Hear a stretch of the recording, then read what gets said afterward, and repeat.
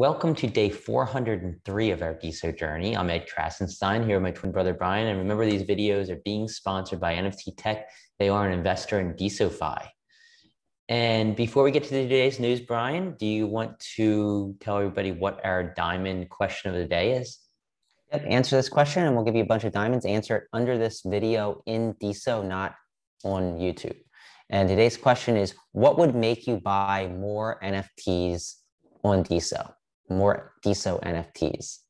I'm just actually curious about this for myself because the NFT space has kind of slowed drastically on Deso. I think for me personally, it would just be some big names coming on board, showing confidence in Deso NFTs. I think that could be huge for moving things forward. Other than that, I'd like to see innovative ways that we can interact with NFTs on Deso. I think whether they're utility or whatever. Yeah, and I think if there's actually a secondary market that had like thriving sales, it would help the primary market a lot more. But right now, it's so hard to really make a sale in the secondary market for a profit. I think it's just because Dharmesh talks about this a lot, the supply and the demand. There's such a supply of NFTs. There's plenty of artists that have the ability to create NFTs. There's so much of that, but there's not really that demand where people are coming in buying these NFTs. When NFTs first launched in Deso, we did see that where, there were people that are like aping into all these NFTs thinking, oh, it's going to be the next ETH NFTs or even Solana NFTs. But it didn't turn out that way so far. I do think there is a future and I think it will happen, but Solana NFTs didn't jump off to a raging start at first either. So I think we just got to wait. I think it will happen. I think we need more people coming on to Deso, more NFT collectors, but just people in general, I think. And I think that's going to help get the market going.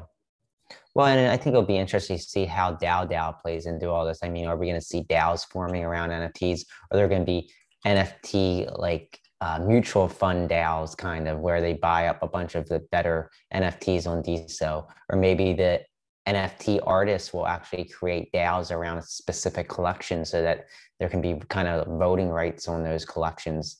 And maybe they could even airdrop DAO coins to NFT holders. I think there's all kinds of different ways that DAO could play into this. And we'll probably see this within the next few months. You got to remember that DAO, however, is not just Deso. It's Ethereum, it's Bitcoin, it's pretty much anything because you can buy DAO tokens in Ethereum, you can buy them in Bitcoin. So I don't know.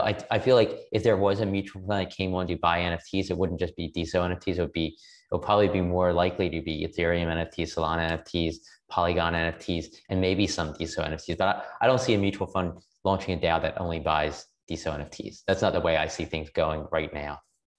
Right. Anyhow, Hypersync's on its way with a new hard fork that's coming any day now, I think. Tyne had a chance to test it out yesterday.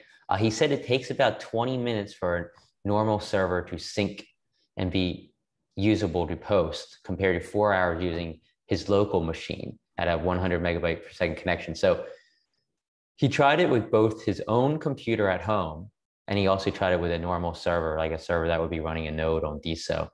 And it only took 20 minutes for that server to sync up. It did take 4 hours for his home machine to sync up, but that's really not that bad either for a local machine. Natter actually replied, and Natter said that it's even going to get faster than this once they parallelize the download and share disk. So once that takes place, we can even see it go faster. I mean, 20 minutes is phenomenal to have to sync a node. I mean, I know us at NFTZs, we're going to love this, love the ability to sync that quickly. Yeah, and I mean, that's a 1,200% improvement if you go by Tyne's numbers. And I think that you say that now, like 20 minutes. That's like super fast. But 1,200%. The 4 hours is using his local machine via Hypersync. Oh, wow. Okay. So like he tried it with his desktop computer or laptop computer, Hypersync, and it was 4 hours, which is still quick for a local machine, but using these servers that are, built for this type of thing, it only took 20 minutes compared to the multiple. I know it took like days for us to sync NFTZ. It took 36 hours, I think, the last time. So it's much more than 1200%. Something like this is, I mean, it's definitely needed. And I think even further improvements, like Nader said, will be needed as this blockchain scales. And that right now we have 2,000 daily active users or something like that. Imagine if we had 2 million or 20 million or 100 million. I mean, you're going to get into territory where normally it would have taken months to sync. So Hypersync is definitely going to be a remarkable improvement. And it's what's needed on a blockchain that is so powerful and has so much data in it. And I think this is just a start of the speed improvements, and it's a massive one. And it just puts Deso so far ahead of all the other chains trying to do social, which is great, because even if you see like these other protocols start coming about and competing with Deso on features, it's going to be a while before they are able to compete within the scaling aspects of things, I think. Well, you know, I recently heard a rumor that Elon Musk and the creator of Cardano were meeting. And, you know, Cardano is another blockchain, and Twitter wants to I think Twitter wants to do something with a blockchain. That's what it seems like. And there's these rumors that Elon met with, I think it was the creator of Cardano or one of the high up guys there. And we don't know if it actually took place or if it's just a rumor, but Cardano can't do nearly as much as what Deso can do. Cardano can't scale nearly as greatly as Deso can do. They can't handle all the social aspects that Deso can handle. So, I mean, I just feel like somebody needs to let Elon know, somebody that actually has his ear, that Deso's out here, and Deso is a much better solution than Cardano or any of the other blockchains he could possibly use for social media. Perhaps he doesn't want to, you know, maybe he doesn't want all of this features that Deso has. Maybe that's why he's looking at Cardano. Maybe he only wants identity, or maybe he only wants, you know, some kind of pointer to a tweet rather than the actual tweet stored on the blockchain. I don't know, but I definitely hope that somebody can let Elon know that Deso's here and show him what Deso can do. Well, even if he only wants partial things of Deso, he can partially integrate. You can do what Entra does, where they use part of the database for the blockchain storage, but they also have their own local storage for other aspects of the site. So I don't think he necessarily needs to integrate Deso fully, but maybe that's why he's looking at like Cardano, because it's more established and it offers maybe some stuff that he has. But it doesn't necessarily mean he's looking at Cardano. He's just talking to the guy that created Cardano because of his intelligence maybe, or his knowledge of the blockchain.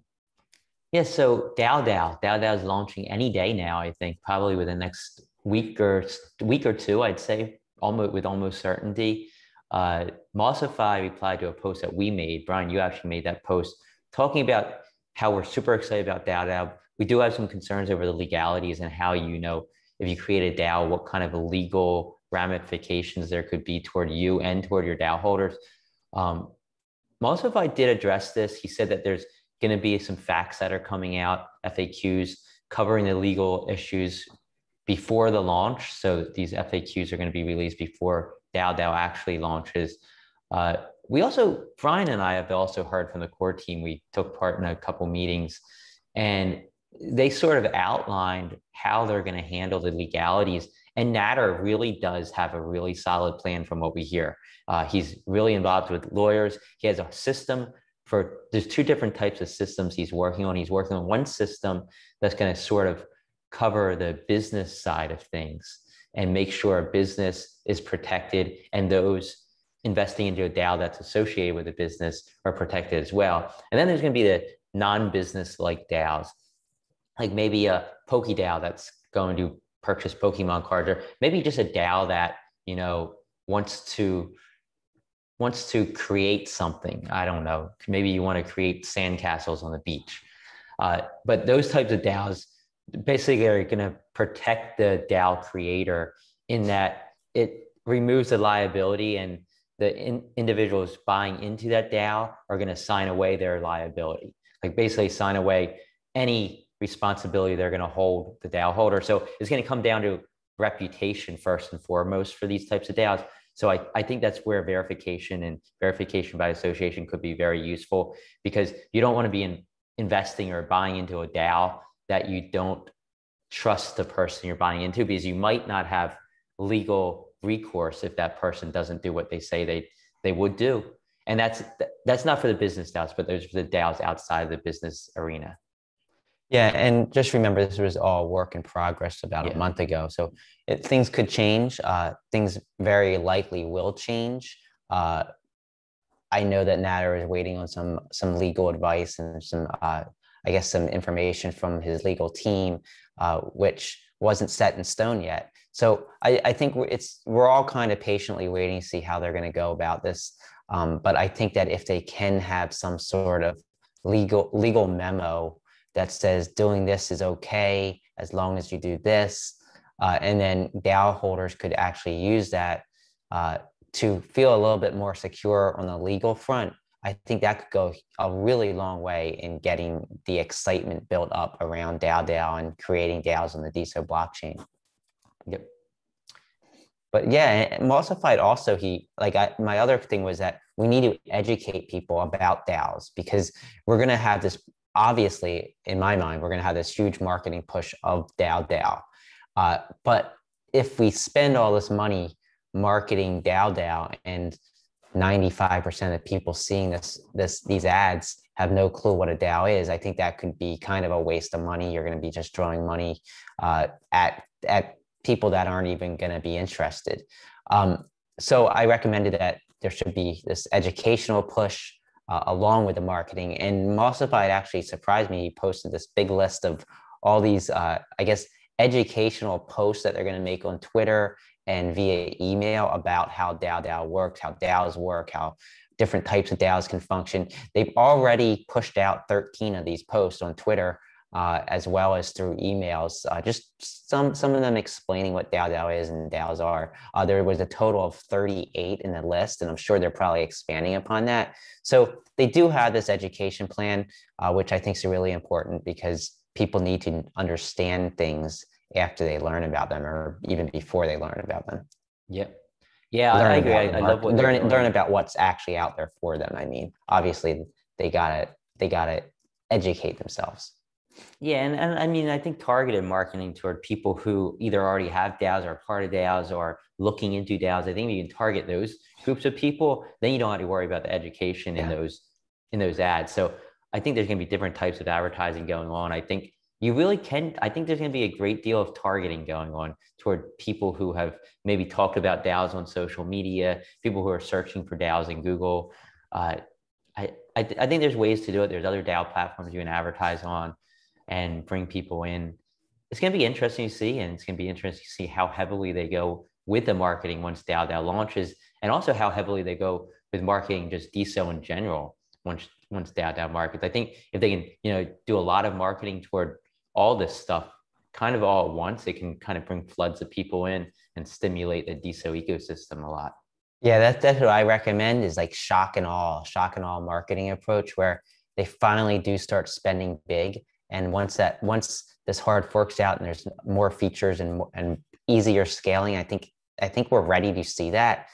If you just market a small segment and you bring people here, but there's not much activity and they don't stick around. So if you do this like boom bomb, this marketing bomb, where like you have people coming in from all angles of Deso, maybe NFTs, maybe Creator Coin, maybe DAOs, just the social influencers, and they all come at once, they're going to be like, wow, this is a thriving ecosystem. I'm going to stick around. And then those marketing dollars go a lot further. Yeah, I mean, I kind of feel like maybe we should wait for some of these bigger apps to also launch, like Story and Pearl. I know Story is only months away from launching. I think Pearl is probably very close to launching. I feel like it could be anytime between now and the end of summer that Pearl launches, although we haven't got an official word. But go ahead. Well, Pearl, they said that they're just waiting basically on the Apple App Store to accept them, I believe. So, I mean, that could literally be within weeks, or could take months, I guess. Yeah, I mean, they might get accepted and still have some finishing touches as well to put on. But like I said, I think before the end of summer, I think there's going to be significant apps out there. I think other apps are going to be able to improve. So maybe you wait till then to do the huge marketing push. I don't know. Or maybe you do the DAO marketing push right when DAO launches, and then but at the end of summer, do another huge Deso general marketing push. I don't know. It's going to be interesting to see what they do. Yeah. So let's get to the top hashtags, and there's some new ones in here today. A few new ones, all related. Number one was Woofy Crypto. Number Woofy X two was Crypto. Woofy X Crypto. Number two was Deso. Number three was Fund Woofy 50K. Number four was We Want Woofy, and number five was NFT. And Woofy X Crypto, they're building a platform on Deso that rewards They reward people with NFTs. NFTs and Yeah, crypto. yeah, and I like what they're doing. Maybe there's a little bit of manipulation of these hashtags, but that's what hashtags are for, I guess. And it's nice to see some new ones up there. Yeah, and check out WoofyX Crypto. You can just go to their Deso username or also go to woofyxcrypto.com. They kind of explain what they're doing. I'm still not 100% certain what their project's doing, but it sounds exciting. Like they're going to reward people in NFTs and crypto for contributing to the community, contributing to the blockchain. So it sounds like an interesting project. I'm looking forward to seeing what it all entails. Yeah, sure. So top earners yesterday. Yesterday was a bit of a quiet day on the earnings front. In total, $1,540 was earned by 1,121 creators. The number of creators, that's about average, I think, over the last few weeks. 6 creators earned at least 1 Deso, and 1 creator earned at least 10 Deso, and that was DAO earning $882. They were followed by Speaking Light, Brutal. Welcome back, Brutal. I haven't seen you in this list for a while. I'm glad that you're still doing well over in Ukraine. I know it has to be pretty tough over there, and our hearts and blessings go out to you guys. After Brutal was High Imberg, Anku, Supernovas, Unicat, Senator, Right Click, and Patrick Chan. Congratulations, everyone. And there's just 2 community events today at 10 a.m. Eastern time. On Chime In is Crypto Talks with Darian Parrish, always a fun room to check out. And at 2 p.m. Eastern time, there is a Deso meetup in VR alt space on altvr.com. So definitely check those out. And that's all the news we have for today. We'll talk to everyone tomorrow.